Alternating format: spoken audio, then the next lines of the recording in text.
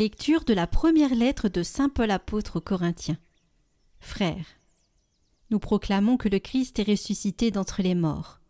Alors, comment certains d'entre vous peuvent-ils affirmer qu'il n'y a pas de résurrection des morts? S'il n'y a pas de résurrection des morts, le Christ non plus n'est pas ressuscité. Et si le Christ n'est pas ressuscité, notre proclamation est sans contenu, votre foi aussi est sans contenu. Et nous faisons figure de faux témoins de Dieu, pour avoir affirmé, en témoignant au sujet de Dieu, qu'il a ressuscité le Christ. Alors qu'il ne l'a pas ressuscité si vraiment les morts ne ressuscitent pas. Car si les morts ne ressuscitent pas, le Christ non plus n'est pas ressuscité. Et si le Christ n'est pas ressuscité, votre foi est sans valeur. Vous êtes encore sous l'emprise de vos péchés. Et donc, ceux qui se sont endormis dans le Christ sont perdus. Si nous avons mis notre espoir dans le Christ, pour cette vie seulement, nous sommes les plus à plaindre de tous les hommes. Mais non, le Christ est ressuscité d'entre les morts, lui, premier ressuscité parmi ceux qui se sont endormis.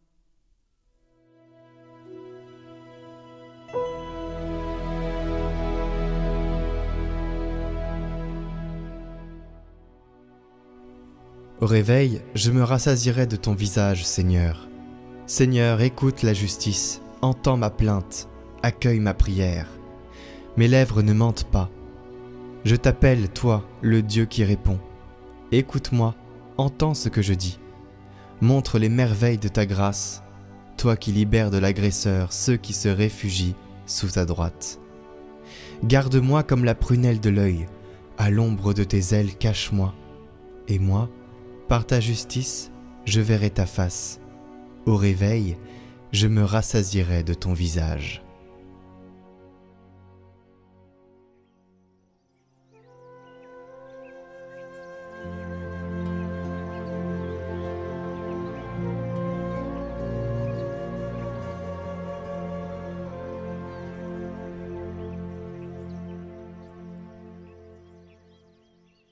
Évangile de Jésus-Christ selon saint Luc.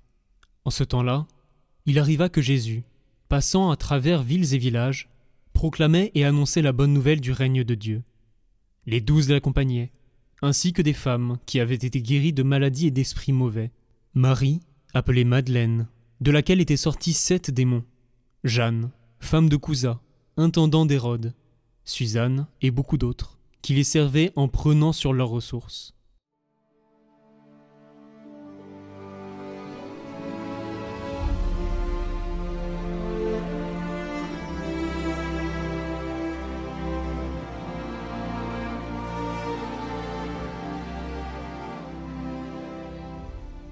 Commentaire de saint Jean-Paul II.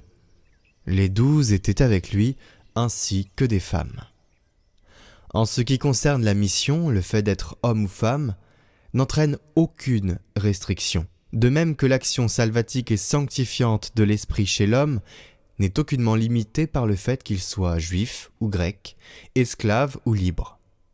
Suivant les paroles bien connues de l'apôtre Paul, « Car tous, vous ne faites qu'un dans le Christ Jésus ».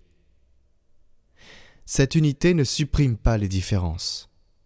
L'Esprit Saint qui opère cette unité dans l'ordre surnaturel de la grâce sanctifiante contribue dans la même mesure au fait que vos fils et vos filles prophétiseront. Prophétiser, cela veut dire exprimer par la parole et par la vie les merveilles de Dieu, en sauvegardant la vérité et l'originalité de chaque personne, homme ou femme.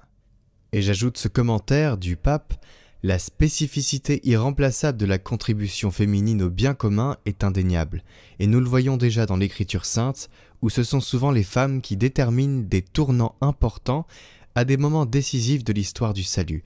Nous pensons à Sarah, Rebecca, Judith, Suzanne, Ruth, pour arriver à Marie et aux femmes qui ont suivi Jésus jusqu'à la croix, où, notons-le, parmi les hommes, seul Jean est resté, les autres étant tous partis. Les courageux étaient là, les femmes. Dans l'histoire de l'Église, nous pensons aussi à des figures telles que Catherine de Sienne, Joséphine Bakhita Edith Stein, Teresa de Calcutta, mais aussi aux femmes de la porte à côté, qui vivent héroïquement dans des mariages difficiles, des enfants avec des problèmes. Au-delà des stéréotypes d'un certain style, ce sont des personnes impressionnantes par leur détermination, leur courage, leur fidélité, leur capacité à souffrir et à transmettre la joie, leur honnêteté, leur humilité, leur ténacité. Notre histoire est littéralement parsemée de femmes comme cela. Que ce soit des femmes célèbres ou des femmes inconnues. Mais elles ne sont pas inconnues pour Dieu. Ces femmes font avancer le chemin des familles, des sociétés et de l'Église. Comme l'écrivaient les pères du Concile Vatican II, nous pouvons dire qu'à un moment où l'humanité connaît une profonde transformation, les femmes peuvent tant œuvrer pour l'aider à ne pas tomber.